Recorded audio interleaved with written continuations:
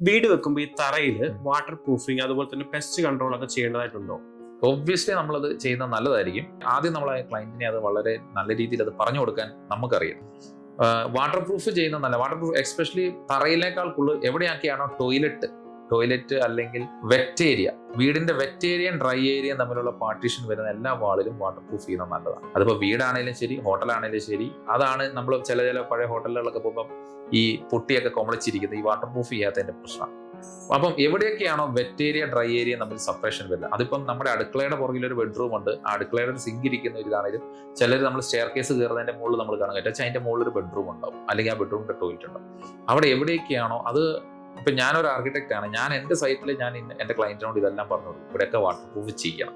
പിന്നെ പെസ്റ്റ് കൺട്രോളിന്റെ കാര്യം, pest control ഇന്നത്തെ കാലത്ത് പ്രത്യേകിച്ച് വെട്ടുകല്ലി പണിയുന്ന വീട്ടിൽ പെസ്റ്റ് കൺട്രോൾ മസ്റ്റ് ചെയ്യാം. പെസ്റ്റ് കൺട്രോൾ നമുക്ക് 2-3 രീതിയിൽ ചെയ്യാം.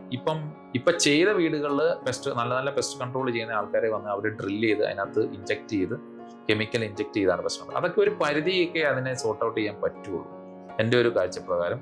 എൻ്റെ ഒരു എക്സ്പീരിയൻസ് പറഞ്ഞു. തറ ചെയ്ത് കഴിഞ്ഞാൽ, അല്ലെങ്കിൽ നമ്മൾ ആദ്യം വാനം എടുത്തു കഴിഞ്ഞ് ആദ്യം നമ്മൾ ഈ കോറ വേസ്റ്റ് അല്ലെങ്കിൽ മഡ് ഡസ്റ്റ് ഇട്ട് കോറ വേസ്റ്റ് ഇട്ട് കഴിയുമ്പോൾ തന്നെ നമ്മൾ ആദ്യം തന്നെ ചെറിയ രീതിയിൽ കോൺക്രീറ്റ് ചെയ്ത് ശരിക്കും നമ്മൾ ടാർ ഒരുക്കി ഒഴിച്ചതാണ് ഏറ്റവും നല്ലത്. അതാരും ചെയ്യാൻ നിൽക്കില്ല. കാരണം വെച്ചാൽ ഇപ്പൊ ടാറിങ്ങിനൊക്കെ വലിയ മാത്രം, അത് മാത്രമല്ല നോർമൽ കോൺട്രാക്ടേഴ്സിനും ഇത് അവൈലബിൾ ഉണ്ട്. ഇതൊക്കെ PWDക്കാർക്കും അല്ലാണ്ട് കിട്ടുന്നതാണ്. ടാർ നമുക്ക് അങ്ങനെ മേടിക്കാൻ അവൈലബിൾ ആണ്. ടാർ ഒരുക്കി തറയിൽ, അതായത് താഴേന്ന് ചെയ്ത് വരുവാണെങ്കിൽ ടാർ ഒരുക്കി ഒരു ലെയർ നല്ല രീതിയിൽ ഒഴിച്ച് അതിന്റെ മുകളിലോട്ട് തറ കിട്ടുന്ന ഒരുപാട് പെസ്റ്റ് നമുക്ക് അവിടെ കൺട്രോൾ ചെയ്യാം.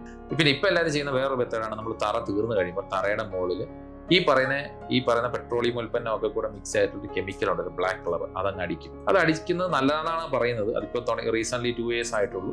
അത് അടിച്ചു കഴിയുമ്പോൾ പെസ്റ്റ് മുകളിലോട്ട് വരൂല്ല എന്നൊക്കെയാണ് എല്ലാവരും. തറ കോൺക്രീറ്റ് ചെയ്യുന്ന വീടെല്ലാം മണ്ണിട്ട് ഫില്ല് ചെയ്ത്, ആ തറയ്ക്കകത്ത് മണ്ണിട്ട് ഫില്ല് ചെയ്ത് കഴിഞ്ഞാൽ വീട് പണിയൊക്കെ കഴിഞ്ഞ് തറ കോൺക്രീറ്റ് ചെയ്യുന്ന വാർപ്പെല്ലാം കഴിഞ്ഞ് ആ ഒരു മാക്സിമം ഇടിച്ച് നിരത്തിയിട്ടാണ് തട തരുന്നത്. അവിടെ നമ്മൾ സാധാരണ എല്ലാവരും ഒരു 1.5 ഇഞ്ച് കോൺക്രീറ്റ് അല്ല മാക്സിമം 2 ഇഞ്ചിലൊക്കെ ചെയ്യുള്ളൂ.